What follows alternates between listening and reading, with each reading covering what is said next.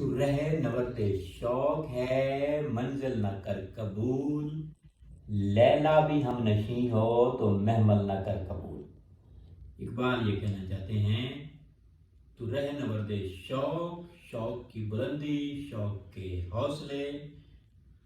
عشق کی منزل، عشق تو رہے نورد شوق کا مطلب ہے عشق کے نئے نئے راستے، منزل، ڈریمز بھی ہم کہہ سکتے ہیں۔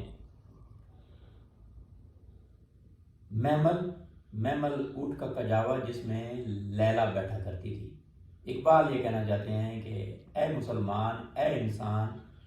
تیری منزل جو ہے، تیرے عشق کے راستے، تیرے عشق کے راستے جو ہیں نئے نئے راستے ہیں، تیری منزل بہت آگے ہے، تیری منزل آسمانوں تک ہے، تیرے حوصلے بہت بلند ہیں، لیکن عشق کی منزل سے تو نے پیچھے نہیں ہٹنا۔